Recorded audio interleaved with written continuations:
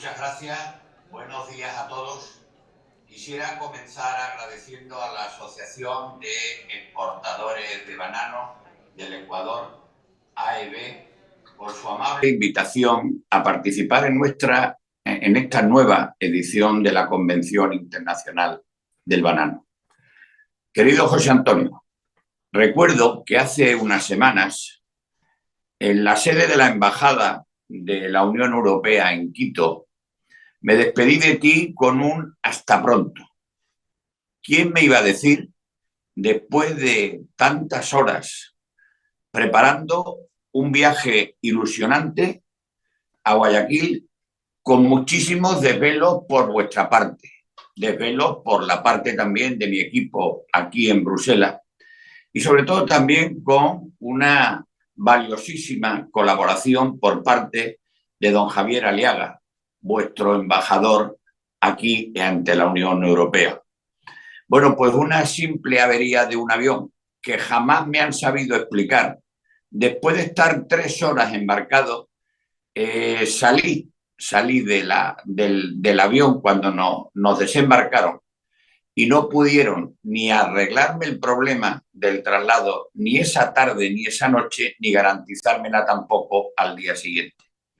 Por tanto, lamento muchísimo no poder estar hoy personalmente con vosotros. Por eso, José Antonio, a ti de una manera muy especial, por el tiempo que hace que te conozco, por la lealtad que siempre me has brindado, por el interés con el que hemos estado preparando esta reunión para estar allí in situ y no a través de videoconferencia, como lo hemos tenido que hacer cuando la pandemia nos obligaba a ello.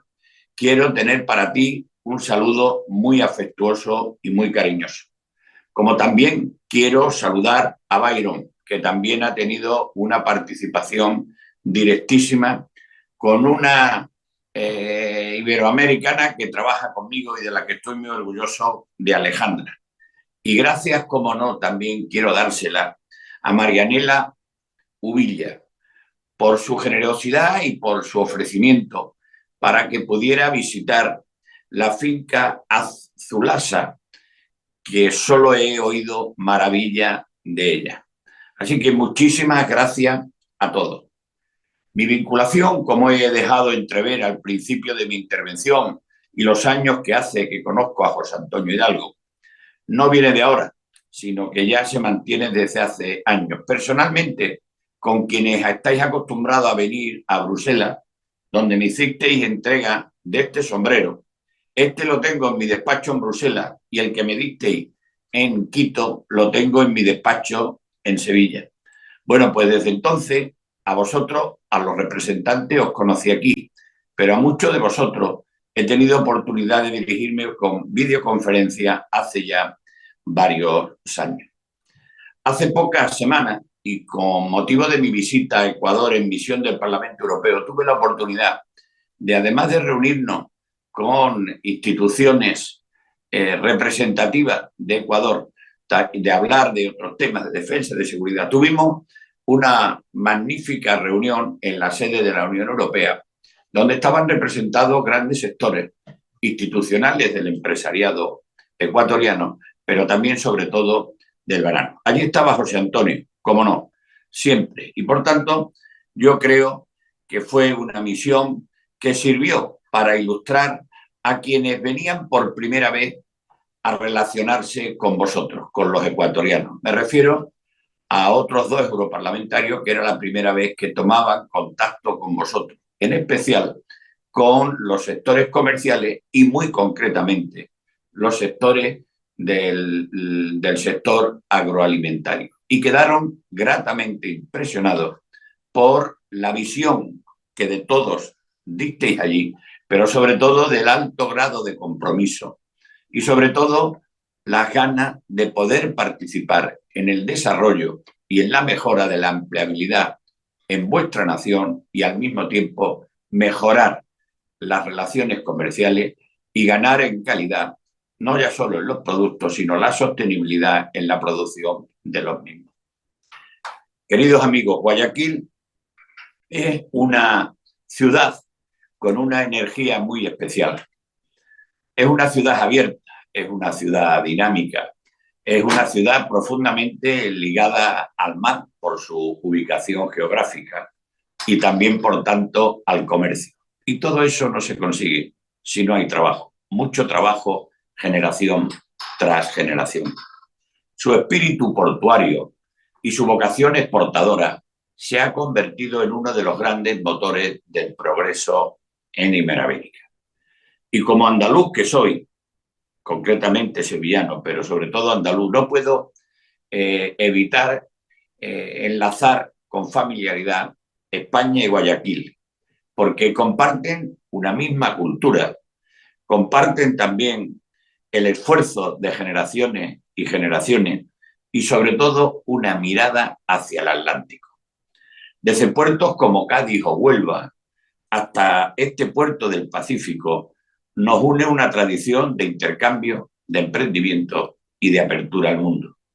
Hoy esas rutas históricas, os puedo asegurar, que se transforman en alianzas modernas entre Ecuador y América Latina, entre Europa y América Latina. Han pasado muchas cosas desde la última vez que tuve el privilegio de dirigirme a vosotros. No solo en Ecuador, sino también en Europa y en el mundo entero.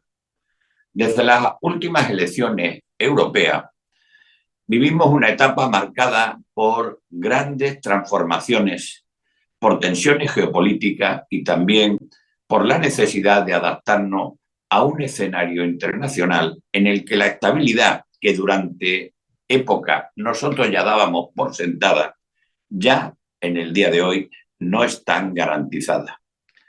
Cuando participé en la edición de Banana Time en el año 2021, la Unión Europea, fijaros, acababa de presentar la estrategia de la granja a la mesa.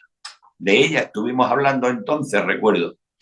Y en aquel momento se trataba de un plan ambicioso, con unos objetivos medioambientales que incluían reducir el uso de pesticidas, fomentar la agricultura ecológica, proteger la biodiversidad o promover el consumo más responsable. Era una estrategia en aquel momento necesaria y además tenía buena intención en el fondo. Desde el primer momento dije que lo bien intencionado a veces puede fallar si no marcamos bien los tiempos y si no damos las ayudas necesarias para acompañar a los sectores que se iban a ver afectados por aquella estrategia de la granja a la mesa. Pero fue cuestión de tiempo y desgraciadamente el tiempo me dio razón después de tantos debates que mantuve con el entonces vicepresidente de la Comisión, el señor Timmermans, obsesionados con poner en marcha inmediatamente la estrategia de la granja a la mesa y no esperar los plazos razonables y a otorgar las ayudas indispensables para poder acompañar a los agricultores en esta importante estrategia. Basta ya de esta serie de normas que en aquel momento se pusieron en marcha. Y basta ya porque se demostró que había una serie de normas que eran imposibles de aplicar, de exigencias que no tenían en cuenta la realidad con la que se enfrentaban los agricultores y era la realidad del campo, o también por la burocracia que generaron, que ahogaba por un lado la rentabilidad y la ilusión de miles de productores y al mismo tiempo impedían también el acceso a la agricultura de ese relevo generacional que tanto se venía demandando. Una voz unánime en el campo europeo. No penséis que solo vosotros llevasteis las manos a la cabeza. Es una voz en el campo europeo de manera unánime que se escuchó desde Polonia hasta España o desde Francia hasta los Países Bajos. Y ello, ¿sabéis lo que obligó? A que la Comisión tuviera que rectificar la estrategia de la granja a la mesa. El campo se echó a la calle, el campo tenía razón. No se le había dado ni el tiempo ni las ayudas necesarias para poder complementarla. La Comisión Europea se puso entonces manos a la obra y llegó el final de la legislatura. Con el final de la legislatura y el comienzo de la nueva, se adoptaron ya dos medidas imprescindibles que van a marcar el devenir de los próximos años y el futuro, no solo de las relaciones comerciales, sino modernizar los instrumentos de colaboración internacional, teniendo sobre todo en cuenta de una manera primordial la importancia y la trascendencia del sector agroalimentario. Ese es el que se llama el paquete Ómnibus y también la flexibilización de la política agrícola. ¿Qué busca el Ómnibus? El Ómnibus busca simplificar y afecta prácticamente a todos los sectores comerciales de la sociedad, porque pretende reducir la burocracia, eliminar duplicidades, esas que tanto lastran una iniciativa y una inversión, hacer que las reglas sean claras e incluso para las empresas de fuera de Europa, que exportan cada día más al mercado europeo. Por lo que se refiere al campo europeo, se propone una versión mucho más flexible de la ayuda agrícola tradicional, menos trámites, menos controles innecesarios y condiciones más adaptadas según el tamaño o la situación de cada explotación. En concreto, con estas dos nuevas propuestas, flexibilización y la ley Ómnibus de acortar todos los plazos, ya aprobadas por los Estados miembros, se pretende que los agricultores, especialmente los más pequeños, paguen menos costes administrativos y tengan sobre todo una regla mucho más clara y mucho más sencilla para poder llegar a las ayudas. Y es que esto también se traduce en dinero, porque estas reformas podrían llegar a ahorrar, se han hecho cálculos y así están recogidos en los documentos de la Comisión Europea, de hasta 1.600 millones de euros al año a los agricultores europeos, simplemente por reducir los trámites y los controles que se ha demostrado que son totalmente innecesarios. En el caso de Ecuador u otros países exportadores, esta simplificación de la que estoy hablando, que estamos acometiendo en la Unión Europea, también es muy importante. Porque si vosotros cumplís con los estándares claros y transparentes, vais a poder operar más fácilmente en la Unión Europea sin trabas burocráticas. No solo Europa va a ganar, sino que también vosotros os vais a beneficiar de una manera clara y terminante de este cambio de mentalidad en la Unión Europea. Pero esta simplificación no se va a limitar al sector agrícola. Forma parte de una ambición mucho más amplia de reducir todo lo que es la carga regulatoria para todas las empresas, ya sean europeas o pertenezcan a terceros países exportadores a Europa. En este sentido, el Ómnibus se conecta con otros marcos claves, como es la Directiva de Informe de Sostenibilidad Empresarial y la Directiva de Diligencia Debida en materia de sostenibilidad corporativa. Estas normas buscan que las empresas europeas y como las vuestras, aquellas que exportan a Europa, sean más transparentes sobre el impacto social y ambiental y que las cadenas de suministro respeten los derechos humanos, los estándares laborales y el medio ambiente. Con el nuevo Ómnibus, la Unión Europea quiere simplificar la forma en la que se aplican estos requisitos.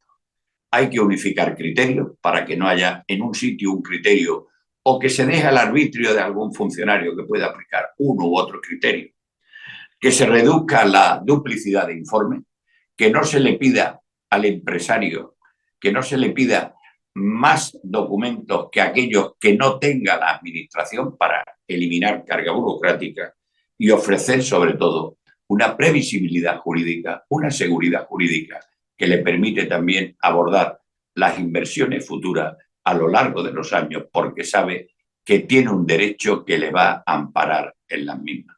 Y todo esto le afectará a las empresas europeas y también a las que operan con la Unión Europea. En otras palabras, muy sencillo, menos papeles, más coherencia y mucha mayor claridad. Este instrumento es importante y tenemos que profundizar en él. Además, la Unión Europea está trabajando para que su aplicación sea muy simple, que sea transparente y que además sea previsible, de modo que exportadores como vosotros podáis adaptaros a ellos sin ningún tipo de sorpresa, pero sobre todo que os eliminen todas las cargas que son ya de por sí muy excesivas para cualquier productor. Yo siempre he dicho, y aquí lo he mantenido y creo que es algo que ya está asumido por la sociedad en general, que no hay sostenibilidad sin rentabilidad ni transición verde que no sea competitiva. La agricultura europea y también la iberoamericana solo puede avanzar hacia modelos más sostenibles si se es capaz de que sea más competitiva en el mercado global, si puede innovar, si puede digitalizarse, puede abrir nuevos mercados y puede ser capaz de competir con reglas equitativas para todos. Pero ahí la administración, los poderes públicos, tenemos que ser conscientes de que tenemos que cambiar y hacer pública esta legislación de una manera urgente. En Europa estamos ya cambiando el paradigma de dejar atrás la rigidez de tanta norma por sí sola y apostar por normas que sean útiles, que sean realistas y que generen resultados ecológicos, pero que no ahoguen, que no estrangulen la actividad del agricultor. Queremos que los productores europeos y fuera de la Unión Europea sean capaces de competir bajo rejas claras, con seguridad jurídica y con las mismas exigencias sanitarias, laborales y medioambientales.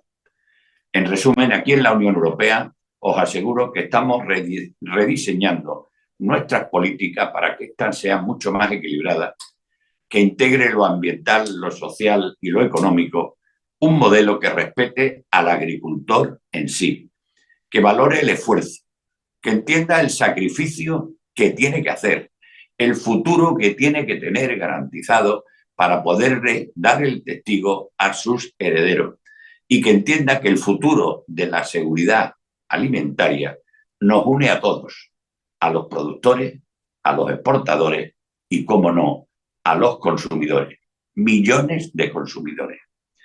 Pero quiero ir un poco más allá y comprometerme con vosotros. Vivimos tiempos en los que el mapa geopolítico se está reconfigurando a gran velocidad. En Europa y con ella buena parte del mundo occidental nos hemos obligado o nos hemos visto obligados a repensar qué papel tenemos en el escenario internacional. Tenemos que reforzar nuestra autonomía en todos los ámbitos, en la energía, en la defensa, pero también en la producción de alimentos. Durante años llegamos a estar seguros, tranquilos, llegamos a creer, en definitiva, que la globalización nos garantizaba estabilidad y abastecimiento. Pensamos que podíamos depender de cadenas de suministro lejanas que fueran seguras y además baratas. Y sin embargo, primero la pandemia, después la guerra en Ucrania, las tensiones en Oriente Medio y las nuevas rivalidades comerciales nos han demostrado todo lo contrario. Que esa seguridad era mucho más frágil de lo que nosotros estábamos imaginando. Y a todo ello le sumamos ahora el contexto comercial que cada vez es más incierto.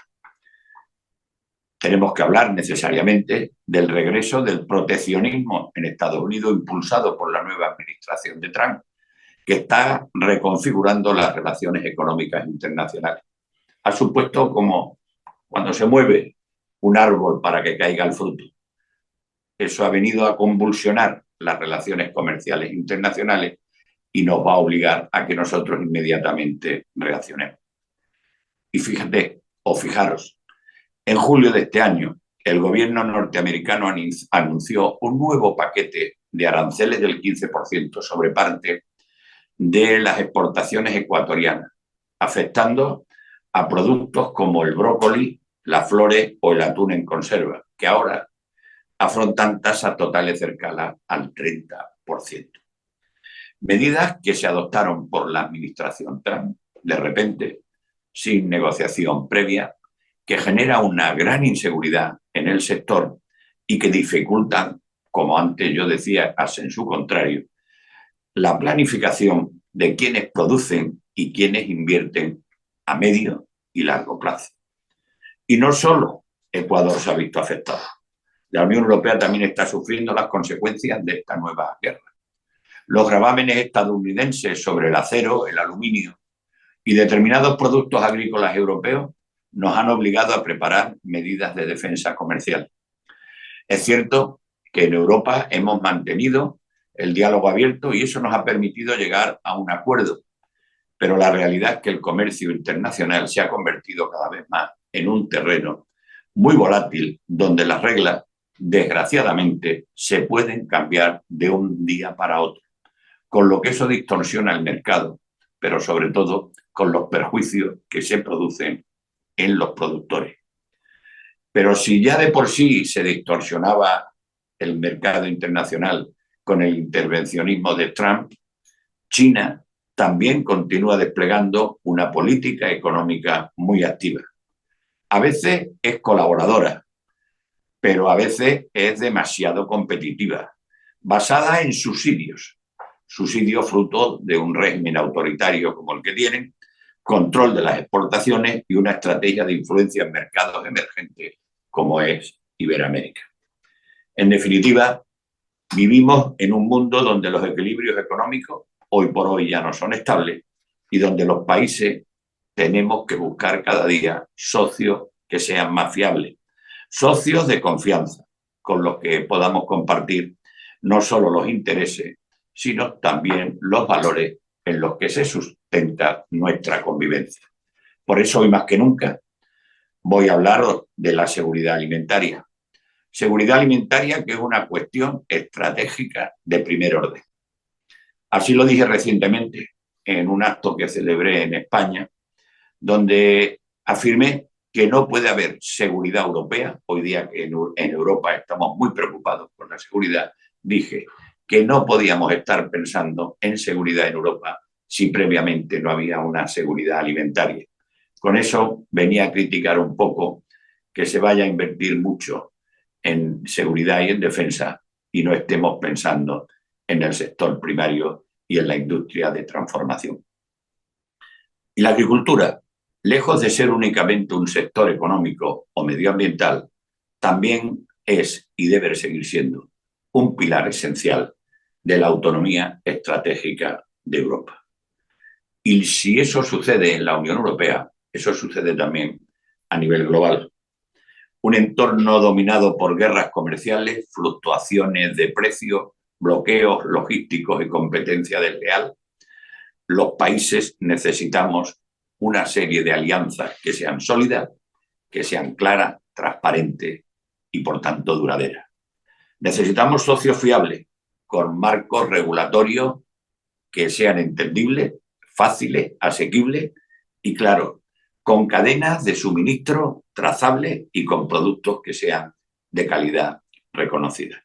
Y en ese contexto podéis estar orgullosos porque Ecuador es sin duda un aliado estratégico de primer nivel para la Unión Europea. Un socio con el que compartimos no solo intereses comerciales, sino también compartimos una visión común, la de promover un comercio internacional justo, sostenible y abierto, basado en dos razones fundamentales. La primera, una confianza mutua en condiciones de igualdad y, por otro, el respeto a las reglas del juego. Por eso, frente a la incertidumbre, acuerdos como el que mantenemos entre la Unión Europea y Ecuador adquieren un valor todavía, si cabe, mucho mayor. Porque mientras algunos países, mientras algunas sociedades, mientras algunos gobernantes levantan muros y barreras, nosotros desde la Unión Europea preferimos tender puentes y abrir oportunidades, como es en el caso del Ecuador. El sector bananero ecuatoriano es un ejemplo claro y de relación basada también en dos características. Una, en la confianza y otra, en la excelencia.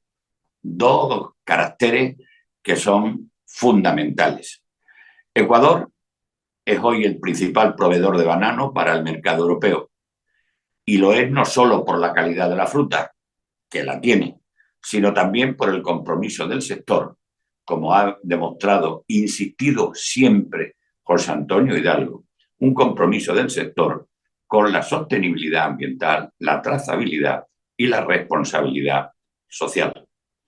Aquí se está demostrando que la competitividad y la sostenibilidad no son objetivos opuestos, sino que son perfectamente compatibles y complementarios. Que se puede ser líder mundial, generar empleo digno y al mismo tiempo cuidadosos con el medio ambiente. Los estándares de producción que se aplican en el Ecuador, la inversión en tecnología, el control fitosanitario, la trazabilidad digital o la apuesta por salarios justos son modelos que inspiran y que fortalecen la reputación del banano ecuatoriano como un producto que genera muchísima confianza en los mercados europeos. Y de eso también presumió delante de la misión de la delegación de la misión de la Unión Europea en Quito, José Antonio Hidalgo. Y permitidme que haga una referencia como español que soy y que me toca muy de cerca. Yo también quiero hacer, hablando con vosotros, que sois bananeros reconocidos y con una gran reputación, quiero hacer un especial reconocimiento también al plátano de Canarias, un producto emblemático, símbolo del esfuerzo, de la constancia y de la identidad de toda una sociedad. En las Islas Canarias el plátano no es solo la fruta, es cultura, es paisaje y es historia, como os pasa a vosotros. Detrás de cada platanera, y os podéis imaginar que vosotros también encajáis en este razonamiento, hay generaciones de familias que han sabido mantener una tradición agrícola, que han dado vida a sus islas, creando empleo y cuidando el medio ambiente y llevando el nombre de España y de Europa a los mercados internacionales. Por tanto, el plátano canario representa lo mejor del modelo agrícola español y europeo: calidad, trazabilidad, sostenibilidad y orgullo por el trabajo bien hecho. Y por eso en la Unión Europea valoramos enormemente su papel, igual que reconocemos el compromiso, la excelencia y la calidad del banano ecuatoriano.